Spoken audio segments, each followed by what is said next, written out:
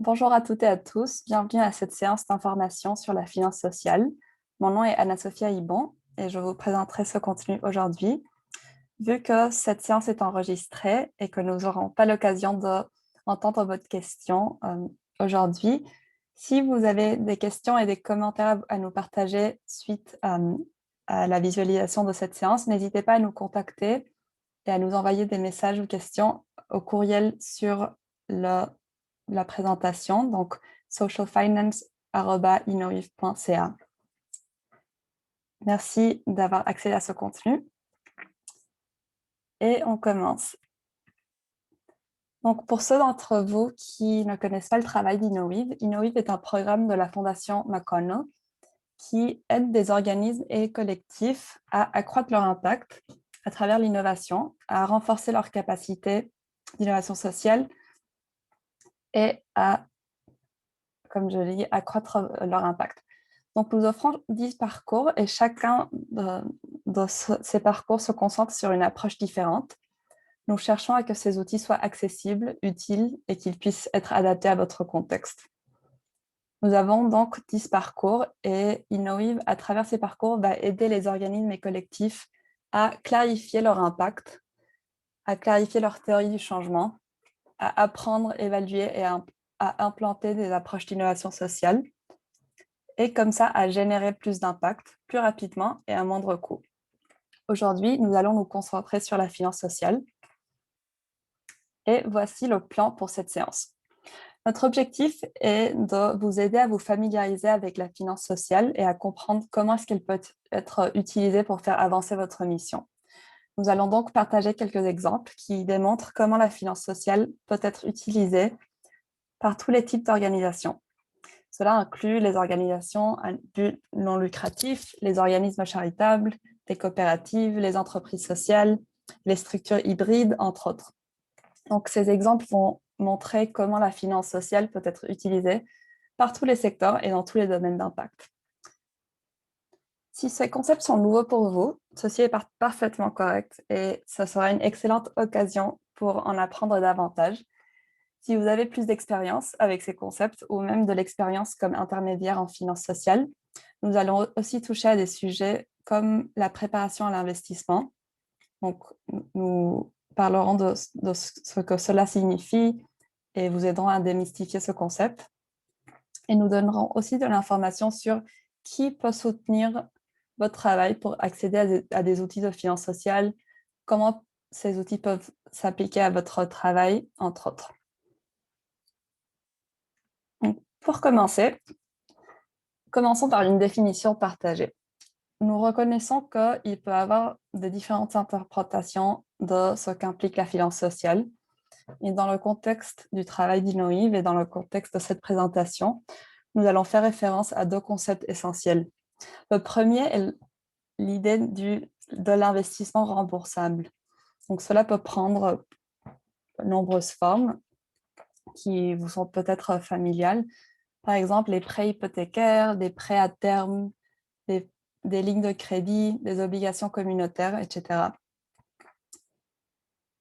Et l'atteinte de ces types d'investissements est d'accéder à des ressources maintenant qui devront être remboursées dans le futur. Ces formes d'investissement remboursables semblent sûrement pas très différentes de la finance traditionnelle, mais la différence essentielle est que la finance sociale est un investissement remboursable qui va chercher à générer un impact social, environnemental et ou culturel positif. Donc cela est le deuxième élément clé, c'est l'impact social, environnemental et ou culturel qui est un impact positif, bien évidemment. Donc, pour commencer, je vous encourage à réfléchir à votre expérience et à vos réactions à ce sujet. Donc, vous avez peut-être déjà pensé au potentiel de la finance sociale dans le cadre de votre travail, ou peut-être que vous ne cherchez pas d'investissement remboursable encore et que ce concept est un peu nouveau, ou que vous cherchez tout simplement à en savoir davantage. Donc, posez-vous cette question. Est-ce que vous avez déjà une idée ou un projet de finance sociale qui pourrait vous aider à accroître votre impact? Peut-être que vous avez eu des idées similaires dans le passé, mais que vous ne les avez pas qualifiés comme finances sociales. Ou peut-être que vos projets ou besoins actuels sont alignés avec ce concept. Donc, par exemple, ça se peut que vous cherchez à acheter un actif comme un bâtiment. Peut-être que vous cherchez à réaliser un projet de rénovation pour générer des économies. Donc, par exemple, la modernisation de bâtiments pour les faire plus durables et écologiques est un autre exemple. Ou peut-être que vous avez considéré ou que vous planifiez lancer une entreprise sociale. Donc, voilà 3 exemples. Il y en a beaucoup d'autres et nous reconnaissons que chaque cas est différent. Donc, j'espère que cette présentation vous donnera quelques idées et quelques ressources. Je commencerai par vous partager quelques exemples des outils de cas et des types d'utilisation de finances sociales. Donc, sur le menu ici à gauche, vous en voyez 5 et je vous donnerai une étude de cas réel pour chacun. Donc, pour le premier, pour faire l'achat d'un bien. La finance sociale peut être un outil génial pour faire cela. Et voici un exemple d'un organisme qui a utilisé la finance sociale pour justement acheter un bâtiment. Donc, Solide, qui est la société locative d'investissement et de développement social, a obtenu un prêt qui a été octroyé par le Fonds de progrès communautaire à travers de l'investisseur New Market Fund. Donc, Solide est un organisme qui défend les droits des locataires en offrant des logements abordables à des personnes à faible ou moyen revenu. Et ils se sont aperçus qu'il y avait deux immeubles habités par des ménages à faible revenu qui ont été mis en vente. Néanmoins, Solid ne disposait pas de fonds suffisants pour pouvoir acheter ces bâtiments. Et c'est à travers de ce prêt-là que Solid a pu verser une mise de fonds de 15% pour acheter les 2 immeubles. Donc, comme résultat, ils pourront offrir des logements abordables, mieux gérés, qu'ils pourront même rénover et qui vont rester à l'abri de la spéculation. La façon à travers laquelle cet investissement est remboursé est à travers les revenus des bâtiments. Donc, c'est ces revenus qui vont servir à rembourser l'investissement et à financer des améliorations des bâtiments ou financer des nouveaux achats. Donc, voici un exemple de l'achat d'un bien qui n'aurait peut-être pas été possible avec des moyens de finances traditionnels. Et cet investissement a pu soutenir cette démarche et comme ça, Solide devient le propriétaire des bâtiments tout en continuant sa mission. Et c'est un exemple, bien évidemment, d'un impact remboursable qui a créé un impact social positif. Passons maintenant au deuxième exemple d'utilisation de la finance sociale qui est dépenser maintenant pour toucher à des revenus plus tard. Donc, dans cet exemple, c'est un organisme complètement différent, un cinéma indépendant nommé le Cinéma du Parc à Montréal. Ce cinéma a développé une initiative d'obligation communautaire à travers laquelle ils ont cherché l'appui financier de leurs membres, des membres de leur communauté. Et le but de cela était de permettre la modernisation du cinéma et de cette façon continuer à avancer leur mission. Le cinéma du parc avait prévu initialement émettre 100 000 $ en obligations communautaires et cette campagne a eu un énorme succès. Donc finalement, ils ont émis 145 000 $ en obligations communautaires. Et comme ça, le projet a permis le changement des fauteuils de salles de cinéma, le réaménagement de l'accueil, l'installation d'équipes électroniques, entre autres modernisations pour leur salle. Et cette campagne, oui, a permis au cinéma d'améliorer ses services, mais aussi leur a permis de proposer de nouvelles façons d'engagement dans leur communauté et comme ça, de continuer à contribuer à la vitalité sociale, culturelle et économique de la ville, tout en repayant les investisseurs et les investisseuses individuelles. Donc, ceci est un cas où il n'y a pas eu d'intermédiaire d'investissement. Et je vous laisse un lien en bas à droite si vous voulez en savoir davantage sur les obligations communautaires. Ok, donc passons au troisième exemple.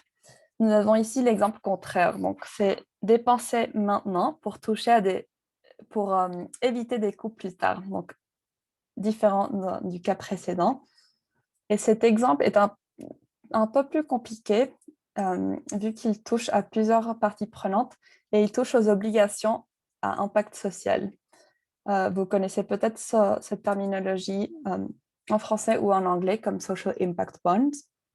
Et dans ce cas-là, l'organisme, donc Southern First Nations Network of Care, a obtenu un investissement remboursable de 2,6 millions de dollars.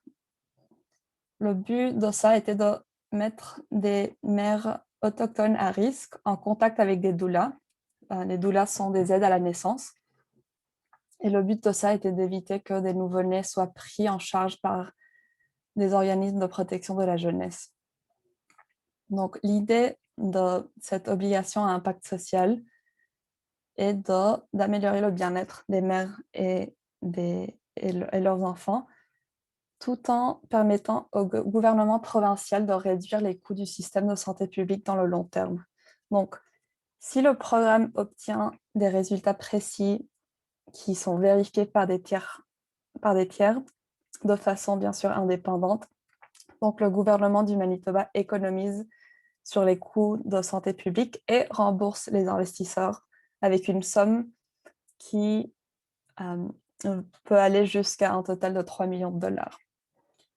Comme je vous l'ai dit, ceci est un cas un peu plus compliqué vu qu'il y a plusieurs acteurs concernés dans ce modèle. Le Southern First Nations Network of Care, le gouvernement provincial du Manitoba et un groupe d'investisseurs. Donc, Southern First Nations Network of Care est l'organisme qui est sur le terrain, qui offre des services à la communauté. Et ce sont des services qui ont déjà eu des excellents résultats dans le passé. Euh, et, et il y a de l'évidence pour les résultats de leur programme. Donc, c'est SFNNC qui va recevoir un paiement à l'avance pour continuer leur programme. Ce paiement vient d'un investissement d'un groupe d'investisseurs qui inclut, par exemple, des fondations philanthropiques. Et c'est les fondations et d'autres investisseurs qui vont prendre un risque initial et investir le capital au début du projet avec l'expectative que les programmes offerts par Southern First Nations Network of Care vont protéger les enfants et leurs mères, accroître leur bien-être et par conséquent vont avoir un impact positif sur leur vie et en même temps vont réduire les coûts du système de santé publique. Et le troisième acteur est le gouvernement du Manitoba qui va repayer les investisseurs dans le futur. Donc, ceci est un exemple d'utilisation de la finance sociale où on, où on dépense maintenant pour éviter des coûts plus tard. Et c'est un exemple entre beaucoup d'autres. Il y a par exemple la modernisation des bâtiments pour les rendre plus durables, qui est un autre excellent exemple de cette utilisation de la finance sociale. Et passons au quatrième.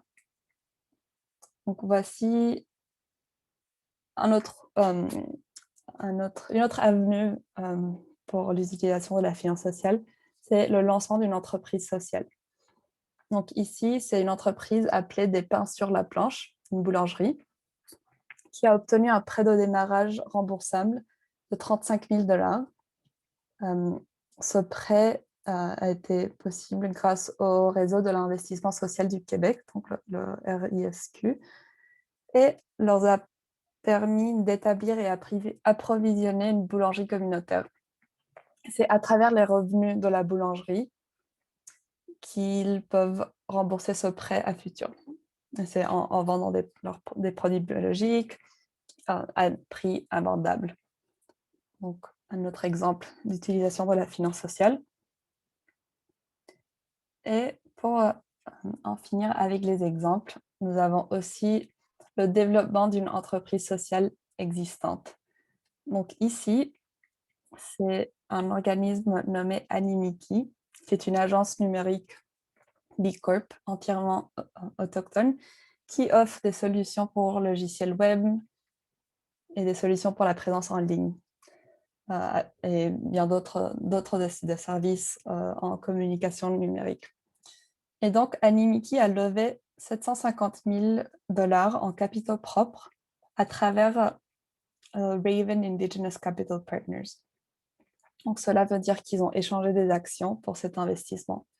Et ils ont aussi levé 250 000 $ supplémentaires auprès du programme de prêt aux entrepreneurs autochtones de la Banque du développement du Canada. Et cela a été un prêt, donc pas un échange d'actions. Et le but de lever ces fonds a été de renforcer l'équipe Animiki, de développer et améliorer son offre de produits et services. Et en faisant cela, les revenus de leurs services peuvent être utilisés à futur pour rembourser leur investissement.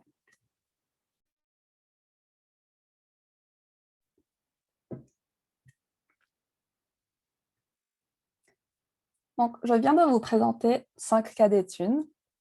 Évidemment, ils ne couvrent pas toutes les options existantes, mais ça peut servir à vous donner une idée de ce qui est possible avec la finance sociale et à réfléchir à comment elle pourrait servir vos objectifs.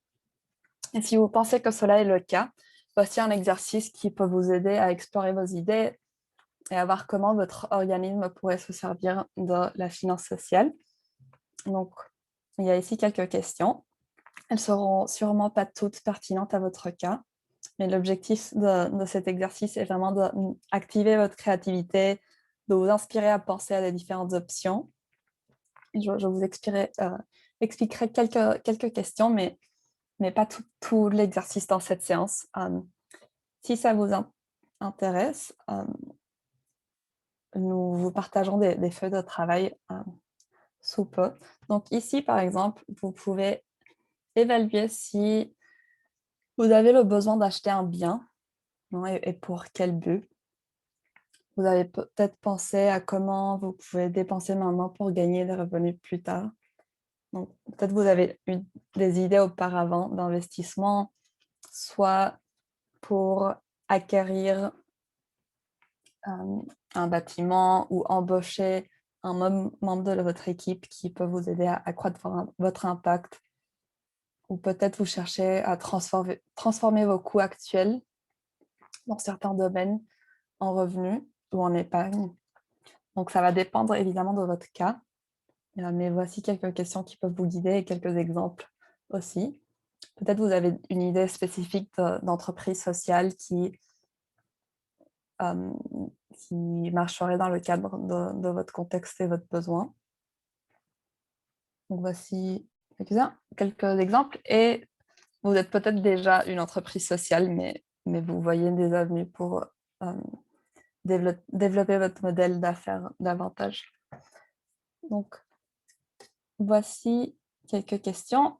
Et nous avons aussi des feuilles de travail, comme je l'ai dit, qui sont gratuites et qui peuvent vous aider à imaginer, explorer des idées et faire converger vos idées vers un projet qui soit aligné avec votre mission, qui soit réalisable sur le plan opérationnel et qui soit financièrement viable.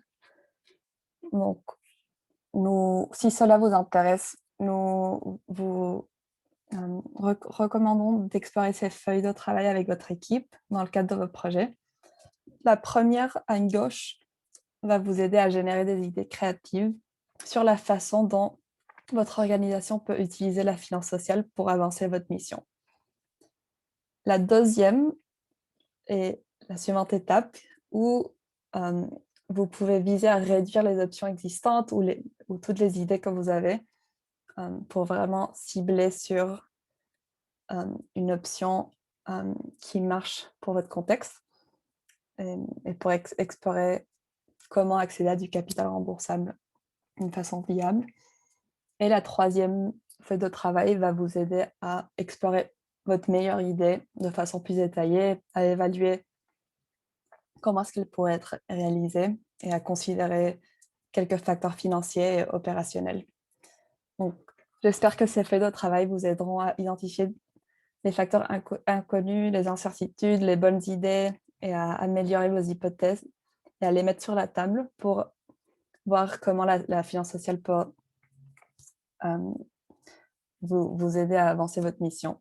Et, et voilà. Et une autre chose à ajouter, c'est qu'un objectif dans ces 3 exercices est aussi de vous aider à identifier des soutiens supplémentaires qui pourraient vous aider à mettre en œuvre votre projet et à réussir votre idée.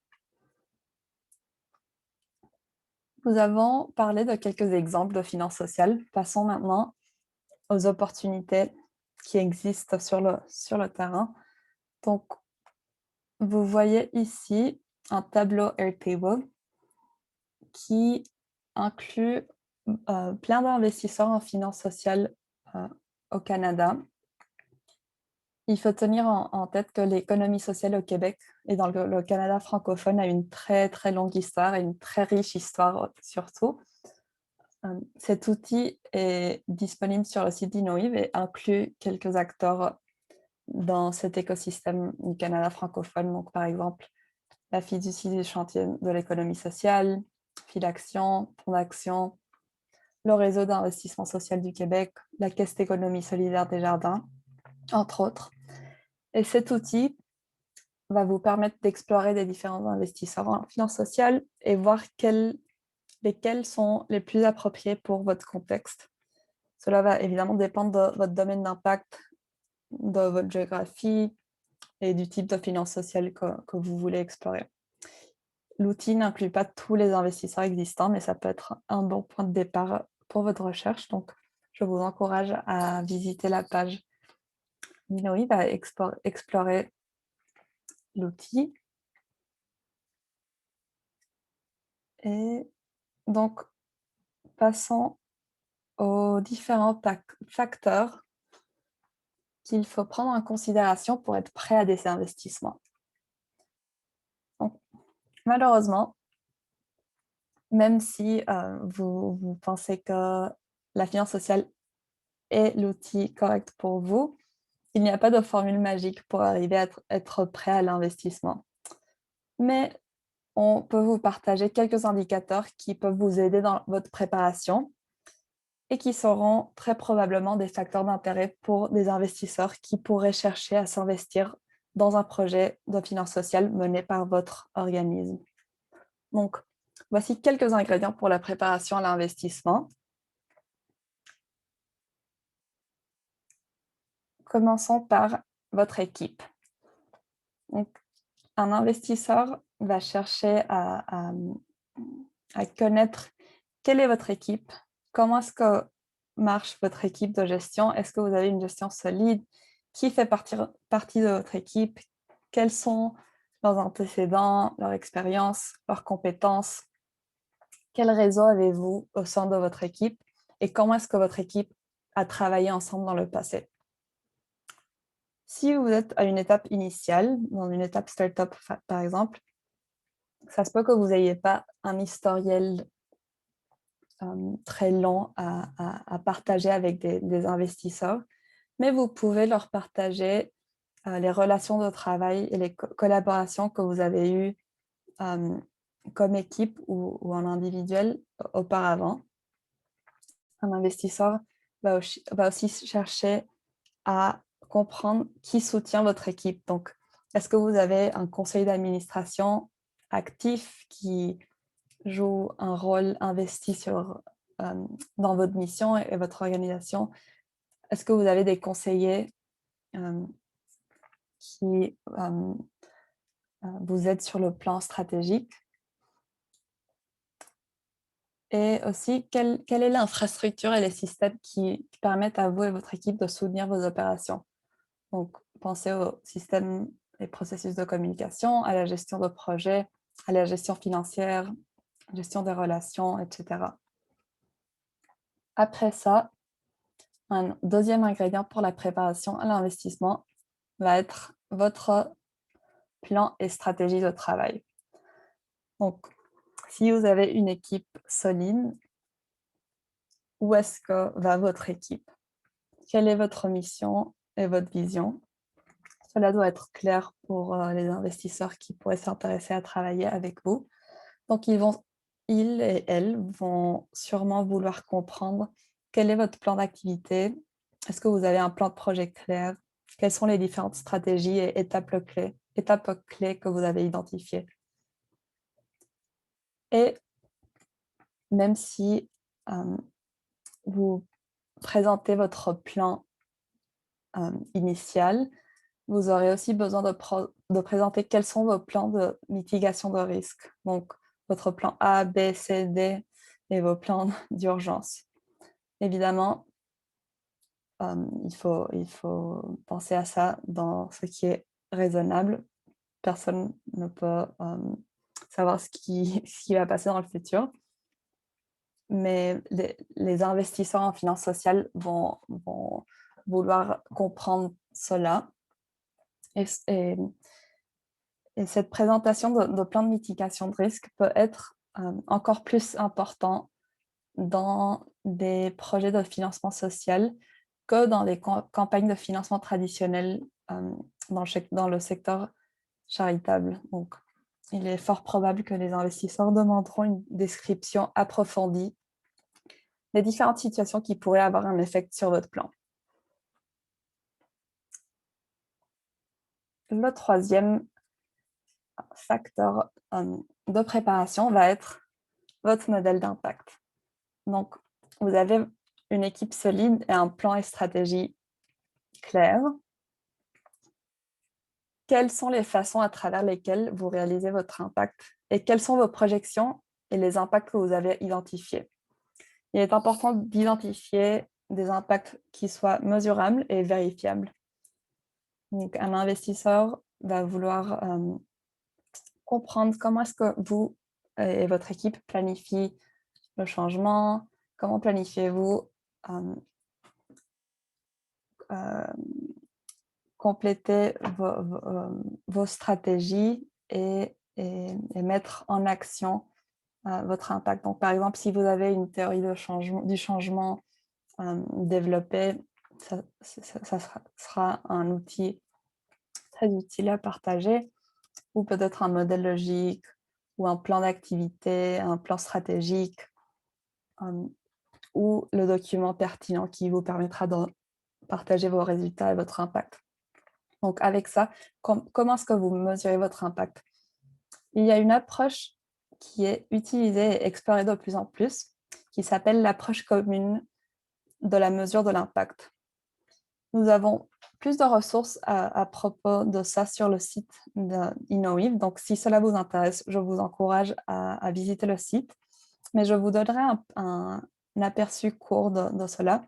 Donc, cette approche commune de la mesure de l'impact ne va pas prescrire les indicateurs spécifiques que vous devez mesurer. Donc, ce n'est pas une équation, mais c'est une approche qui peut vous aider à trouver l'approche de mesurement qui s'adapte à vos besoins. Et comme ça, vous pourrez plus facilement démontrer à des tiers parts que vous mesurez votre impact de façon rigoureuse et réaliste et que vous cherchez vraiment à comprendre votre impact. Donc, il y a plusieurs mesures de performance qui peuvent vous convenir. Donc, par exemple, présenter comment est-ce que votre mission et impact s'alignent ou pas avec les objectifs de développement durable des Nations Unies, qui sont très, très connus et utilisés. Ou il y a aussi d'autres cadres. Donc, vous avez entendu peut-être parler des certifications B Corp Labs. Cela est une option avec des mesurements rigoureux et certifié par l'organisme B Corp. Et il y en a beaucoup d'autres, donc l'IRIS et bien d'autres. Donc, je vous encourage à visiter la page web.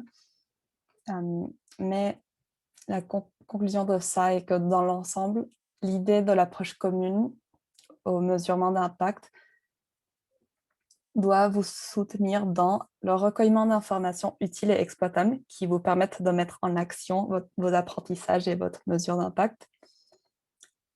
Votre approche de mesurement doit vous permettre de mesurer l'impact. Et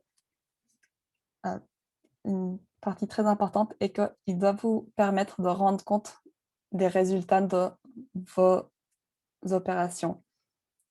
Donc, comment est-ce que l'approche choisie va vous permettre de partager ces résultats? Donc, jusqu'à maintenant, nous avons parlé de facteurs à considérer par rapport à votre équipe, par rapport à votre plan et stratégie et par rapport au modèle d'impact. Les investisseurs en finances sociales vont, à part ces 3 facteurs, chercher à comprendre les chiffres et le modèle financier qui soutient vos opérations et plans de travail. Et ils vont chercher à comprendre ça en détail. Donc, c'est une partie très, très importante de ça. Évidemment, les investisseurs vont toujours chercher à comprendre les chiffres et comprendre votre trajectoire. Et ils vont souvent faire cela à travers vos états financiers. Donc, votre modèle financier peut être communiqué à travers votre trajectoire dans le passé, présent et futur. Donc, pour démontrer ou communiquer aux investisseurs votre trajectoire dans le passé, vous pouvez vous soutenir sur vos rapports financiers.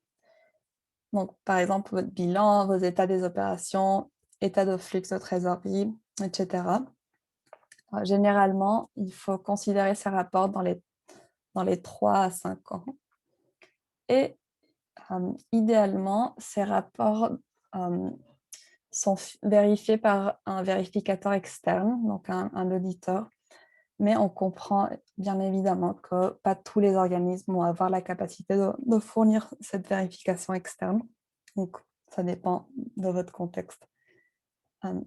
Et l'historique de votre modèle financier peut aussi inclure qui ont été vos bailleurs de fonds dans le passé et quelle est votre capacité de gérer vos finances. Donc, un investisseur peut vouloir accéder à de l'information sur des lignes de crédit bancaire, par exemple, entre autres. Après, pour des indicateurs dans le présent, il y a aussi l'investisseur va chercher à comprendre quelles sont vos pratiques financières actuelles et précises. Donc pareil, comprendre vos rapports financiers actuels, vos bailleurs de fonds actuels, vos structures d'investissement et des chiffres qui indiquent comment est-ce que vous gérez le côté financier de votre modèle d'affaires.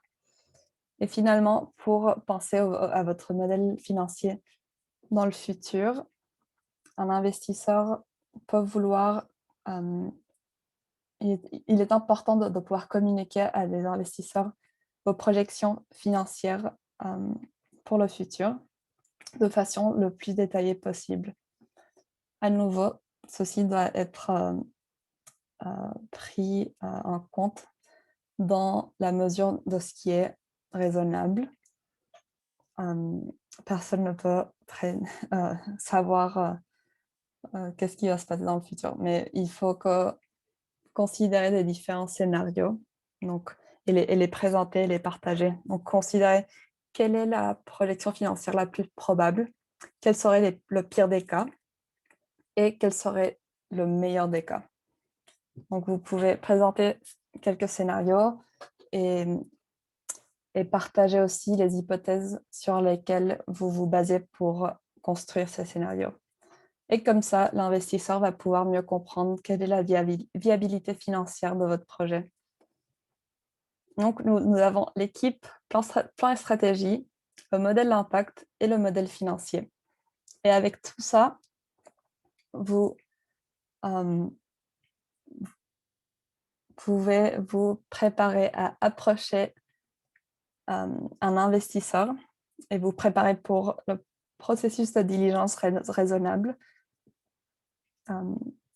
qu'ils pourront utiliser. Donc, au fur et à mesure que vous vous approchez à cette étape, euh, il est important de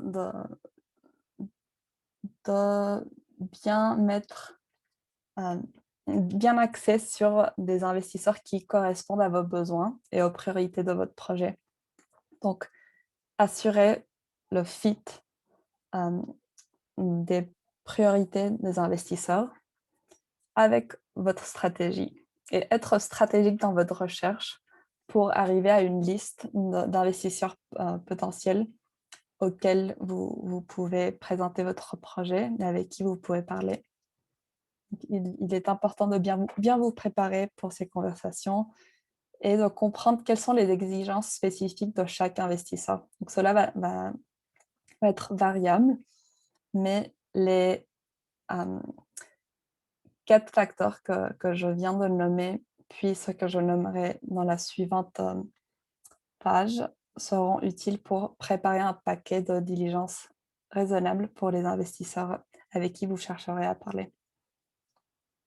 Donc voici par exemple quelques possibilités de questions et, de considérations que pourrait demander un investisseur. Il est important de ne pas utiliser cette liste ou la liste précédente comme une liste de vérification, mais c'est plutôt une guide de facteurs à considérer. Parce que ça se peut qu'un investisseur demande des choses qui ne sont pas sur cette liste ou qu'un investisseur demande quelque chose sur cette liste, mais pas d'autres. Donc, ceci est vraiment un point de départ. Et au fur et à mesure que vous vous engagez dans des conversations avec des différents acteurs investisseurs, ça se peut que vous partagiez ces éléments à des différents moments et ça va vraiment dépendre de votre cas. Donc, voici quelques considérations pour faire un sommaire. Donc, c'est sûr et certain qu'un investisseur va avoir besoin d'informations sur votre organisation. Donc, ça se peut qu'il demande votre stratégie et plan d'affaires, vos rapports annuels. Il peut être utile de préparer les CV de votre conseil d'administration ou de votre équipe clé. Il se peut que vous ayez besoin de l'aide de soutien aussi, mais également, cela va être variable. Deuxièmement, ici à gauche, une autre catégorie d'éléments qui peuvent intéresser un investisseur est de l'information et des documents sur votre financement d'actifs. Donc, des descriptions des actifs, vos budgets et fournisseurs pour chaque achat ou construction ou rénovation ou démarche en relation à des actifs, des documents d'assurance, etc. Entre autres, vous aurez peut-être besoin aussi d'informations financières, donc d'états financiers vérifiés, de contrats en cours, de différentes promesses de dons par les différents bailleurs de fonds et d'autres rapports sur vos finances actuelles et aussi l'information sur votre impact. Donc, en revenant vers le slide précédent, quels sont des documents ou des ressources qui peuvent vous aider à mieux communiquer l'impact que vous avez sur le terrain et sur vos bénéficiaires. Donc, ça se peut que vous ayez besoin de présenter des témoignages d'impact, votre théorie de changement et d'autres outils de mesure de l'impact. Donc, tous les éléments sur cette page-ci sont des facteurs à considérer, mais à nouveau, ceci n'est pas une équation, c'est un point de départ pour votre préparation à l'investissement en finance sociale si c'est une avenue que vous voulez explorer. Et dans vos conversations avec les investisseurs, il est inévitable de de se retrouver dans une dynamique de pouvoir, vu que nous avons autour de la table un organisme qui a besoin d'un investissement avec un investisseur qui doit faire une décision sur oui ou non. Donc, il est aussi important de considérer qu'est-ce que vous recherchez dans un investisseur. Il est important évidemment de penser à ce qu'un investisseur peut avoir besoin, mais aussi de considérer votre besoin et vos priorités. Et c'est une façon de commencer à équilibrer cette dynamique de pouvoir. Donc, pour, euh, pour commencer à faire cela et pour mieux comprendre ce que vous attendez d'un investisseur, voici quelques questions guides. Notre conseil est toujours de chercher quelqu'un qui va être un partenaire et non seulement un investisseur financier. Bien sûr, le côté financier est très important, mais il est aussi important de penser à la valeur non monétaire qu'un investisseur peut vous remettre en fonction de votre contexte et de son contexte. Ça se peut qu'il y ait des réseaux ou de l'expertise qui ira au-delà des fonds. Donc, considérez qu'est-ce qu'ils ont dans leur portefeuille, dans quoi d'autre ont-ils investi et quelle expertise peuvent-ils avoir à partir de ça. Quelle est la valeur ajoutée qu'un investisseur peut vous fournir à travers d'autres services ou avantages qu'il offre. Donc, par exemple, ça se peut qu'un investisseur offre aussi des soutiens comme des subventions pour couvrir des dépenses liées à l'investissement ou qu'il offre des soutiens pour vous aider à développer votre capacité organisationnelle. Donc, prenez ça en compte dans vos conversations et cherchez un partenaire plus qu'un un investisseur qui soit nettement financier.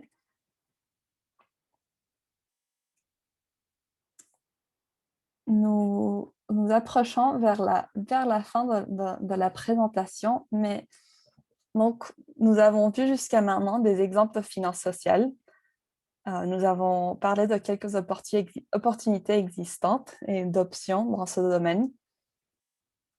Nous avons parlé de considérations utiles dans la recherche d'investisseurs et dans la préparation à l'investissement.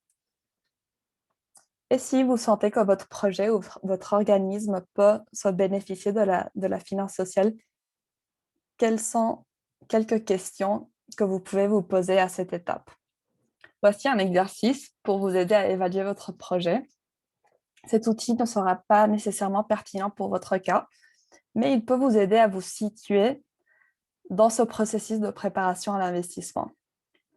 Donc, vous aurez des questions ici pour vous aider à explorer vos idées, à les organiser, à vous demander si vous êtes prêt à poursuivre un projet ou pas.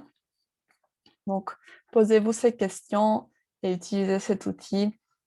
Et dans ce processus, cherchez aussi à inclure vos hypothèses et les questions qui surgissent pendant cet exercice. Et pendant cet exercice, pensez aussi au soutien qui pourrait peut-être vous être utile dans ce processus. Donc, posez-vous cette question aussi. Quel soutien à la préparation à l'investissement pourrait être utile pour votre organisation? À nouveau, vous êtes sûrement à des différentes étapes. Donc, ça se peut qu'en ce moment, vous cherchez à mieux comprendre les besoins de vos clients ou vos bénéficiaires, ou à mieux comprendre quelles sont les opportunités du marché dans votre domaine d'impact. Ça se peut aussi que vous soyez à une étape initiale où vous cherchez à générer des idées de projet en accord avec votre mission et vision. Ça se peut aussi que vous cherchez à évaluer la faisabilité financière de votre idée ou opérationnelle. Il y a énormément d'options ici, mais c'est juste je vous donne juste une idée de quelques soutiens à la préparation qui pourraient être utiles. Et comme ça, vous pourrez déterminer les prochaines étapes de votre projet en finance sociale, si cela est une avenue que vous comptez explorer dans le cadre de votre travail. Pour accéder à des différents soutiens et services qui soient alignés à vos besoins, voici 4 bases de données qui pourraient vous être utiles dans vos prochaines étapes. D'abord, une liste coach en entreprise sociale. Donc, si vous cherchez à développer votre entreprise sociale, un coach peut vous aider à comprendre ce qui peut être utile dans ce processus ou même si c'est une bonne démarche ou pas. Donc, il y a un lien ici sur le slide qui vous amènera vers une base de données. Il y a aussi des coachs en finance sociale. Donc, similairement, si vous cherchez à vous préparer pour commencer un projet en finance sociale, le soutien d'un coach peut vous aider à organiser vos idées et à évaluer vos prochains pas. Peut-être que vous cherchez plutôt des fournisseurs ou fournisseuses de services qui vous fournissent un service très spécifique, par exemple un auditeur ou du conseil juridique, etc.